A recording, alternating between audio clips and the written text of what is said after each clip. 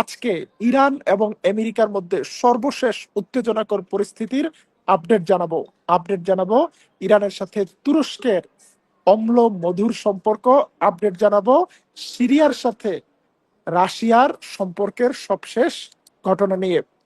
প্রথমেই জানাই, আমেরিকা প্রতিনিয়ত ইরানের পাশে তার শক্তি বৃদ্ধি করছে। এর মধ্যে মার্কিন যুক্তরাষ্ট্রের প্রেসিডেন্ট ডোনাল্ড ট্রাম্প তার সোশ্যাল মিডিয়া পোস্ট ট্রুথে নতুন করে হুঁশিয়ারি উচ্চারণ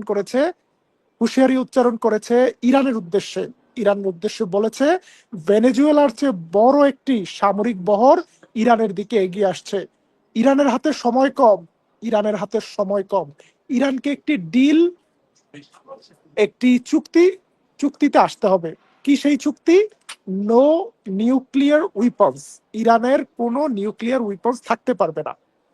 ইরানের হাতে এখনো অল্প কিছু সময় আছে। যদি ইরান এর মধ্যে আমেরিকার সাথে এই চুক্তি স্বাক্ষর না করে, তাহলে তাহলে ইরানকে অনেক কঠিন মূল্য দিতে হবে। এর আগের বার ইরানের যে ক্ষতি হয়েছিল, এবারের ক্ষতি তার চেয়ে অনেক বেশি হবে বলে ডোনাল্ড ট্রাম্প হুঁশিয়ারি দিয়েছে। ট্রাম্পের এই হুঁশিয়ারির পর ইরান কি করছে? ইরানের বক্তব্য এসেছে জাতিসংঘে নিযুক্ত ইরানের যে প্রতিনিধি আছে তাদের সোশ্যাল মিডিয়া থেকে। তারা বলছে ইরান আলোচনার জন্য প্রস্তুত আছে, যদি সেই আলোচনা মিউচুয়াল রেসপেক্ট এবং ইন্টারেস্টের ভিত্তিতে হয়। কিন্তু ইরান কোনো চাপে মাথা নত করবে না, এবং ইরানের উপর যদি কোনো হামলা চালানো হয়, ইরান সেটির সমান এবং ভয়াবহ জবাব দেবে। এতটুকুতে ইরান ডিপ্লোম্যাটিক ওয়েতে জবাব দিয়েছে।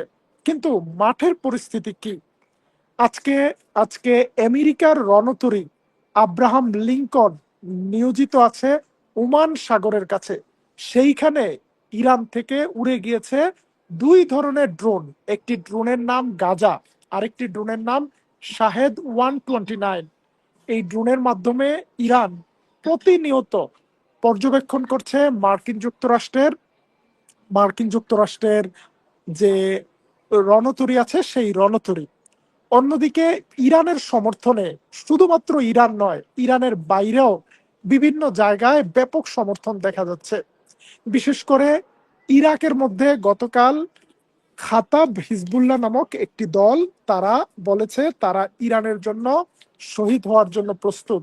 তারা একটা নতুন বাহিনী করার ঘোষণা দিয়েছে। তারা বলেছে খামেনির বিরুদ্ধে যদি হামলা হয়, খামেনিকে যদি কোনো ক্ষতি করার চেষ্টা করা হয়, তাহলে আমরা তার কঠিন জবাব দেব এবং জীবন মরণ একসাথে করে আমরা লড়াই করব। ইরান এবং ইরান এবং আমেরিকার মধ্যে পাল্টাপাল্টি হুমকি উত্তেজনার মধ্যে একটি সংবাদ এসেছে যে আগামী শুক্রবারের মধ্যে ইরানকে একটি নৌ অবরোধ দিতে যাচ্ছে আমেরিকা। ইরানের কোনো জাহাজকে অন্য দেশে পণ্য পাঠাতে দিবে না। ইরানও তার প্রস্তুতি সম্পন্ন রেখেছে। এখন পর্যন্ত আমাদের কাছে যে সংবাদ আসছে তাতে ওমানের মাধ্যমে মার্কিন যুক্তরাষ্ট্রের সাথে একটি ডিপ্লোম্যাটিক চ্যানেল যেটি ওপেন ছিল, এটি এখন আর কোনো বার্তা আদান প্রদান করছে না। অর্থাৎ আমেরিকার সাথে আপাতত কোনো আলোচনায় নেই ইরান। তবে এদিকে আজকে ইরানে মুসাদের একজন বড় এজেন্টকে ফাঁসি দেওয়া হয়েছে। ইরানের বিক্ষোভের পর আজকে নতুন করে মুসাদকে সহযোগিতা করার দায়ে ইরানে একজন মুসাদের এজেন্টকে প্রকাশ্যে ফাঁসিতে ঝুলানো হয়েছে। এদিকে তুরস্কে ইরানের পক্ষে গোয়েন্দাগিরি করার জন্য ছয়জন গোয়েন্দাকে গ্রেপ্তার করা হয়েছে।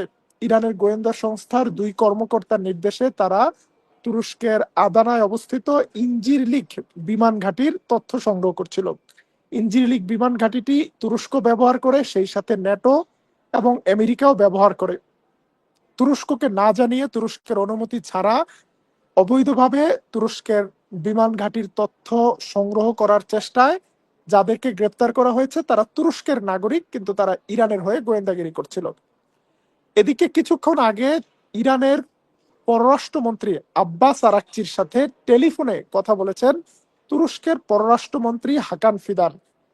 তবে এই আলোচনায় কি বিষয়ে কথা হয়েছে সেই বিষয়ে বিস্তারিত কিছু জানা যায়নি।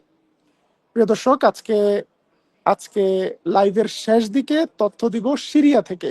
সিরিয়ার প্রেসিডেন্ট আহমেদ আল সারা জোলানি একটি গুরুত্বপূর্ণ সফরে রাশিয়ার রাজধানী মস্কোতে গিয়েছেন। সেখানে ক্রেমলিনে পৌঁছেছেন তিনি। রাশিয়ার প্রেসিডেন্ট পুতিনের সাথে সাক্ষাৎ করবেন। সিরিয়া একই সাথে আমেরিকার সাথে এবং রাশিয়ার সাথে খুবই ব্যালেন্স ওয়েতে, খুবই ডিপ্লোম্যাটিক ওয়েতে কাজ করছে।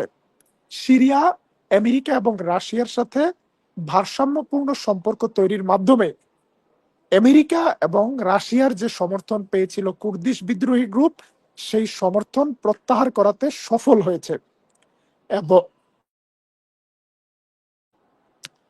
এবং সিরিয়ার এসডিএফ বিদ্রোহীদের সাথে সিরিয়ার সরকারের সর্বশেষ একটি চুক্তি হয়েছে। সেই চুক্তি অনুযায়ী সিরিয়ার সমস্ত এলাকা সিরিয়ার সেনাবাহিনীর হাতে ছেড়ে দিতে হবে। ইতিমধ্যে আমেরিকান সেনারা কুর্দিশ এলাকাগুলো ছেড়ে চলে গিয়েছে, এখন রাশিয়ান সেনারাও চলে যাচ্ছে। আমেরিকা এবং রাশিয়া দুই বাহিনীকেই কনভিন্স করার চেষ্টা করছে সিরিয়া। প্রিয় দর্শক, এখন এয়ারপোর্টে আছি, কিছুক্ষণ পরে ফ্লাইট। আজকে আজকে আর লাইভে আসার সুযোগ হবে না। বাংলাদেশে নির্বাচনী প্রচারণা চলছে। নির্বাচনী প্রচারণা শুরু হলে সকল দলের নেতাকর্মীরা নির্বাচনী প্রচারণা চালাবে বলে, এটাই স্বাভাবিক। সেখানে পুরুষরা যেমন নির্বাচনী প্রচারণা চালাবে, নারীরাও নির্বাচনী প্রচারণা চালাবে। কিন্তু বাংলাদেশে বেশ কিছু জায়গায় নারীদের উপর নির্যাতন চালানোর ঘটনা দেখা যাচ্ছে। বিশেষ করে হিজাব পরা নারীদের উপর নির্যাতনের ঘটনা দেখা যাচ্ছে। তাহলে একটি পক্ষ কি বলতে চায় যে নারীরা শুধু যারা হিজাব করে না, পর্দা করে না, তারা প্রচারণা চালাতে পারবে, হিজাব করা কেউ প্রচারণা চালাতে পারবে না? নারীদের উপর এই নির্যাতনের বিষয়ে এখন পর্যন্ত তথাকথিত পশ্চিমা ফেমিনিস্ট, পশ্চিমা দান খয়রাতে যারা চলে, সেই মানবাধিকার কর্মীদের কোনো কথা শোনা যাচ্ছে না। একজন সাংবাদিক হিসেবে আমাদের স্ট্যান্ড হলো নির্বাচনের প্রচারণা সবার জন্য সমান থাকবে। এখানে হিজাব পরা, হিজাব ছাড়া, ডানপন্থী, বামপন্থী, জাতীয়তাবাদী, ইসলামিক, সবাই সমানভাবে নির্বাচনের ক্যাম্পেইন করবে। তারা দেশের জন্য, মানুষের জন্য কি করতে চায় সেটি বলবে। জনগণ সিদ্ধান্ত নিবে কারা যোগ্য, কারা সৎ, কারা দেশপ্রেমিক। আজকের মতো বিদায় নিচ্ছি।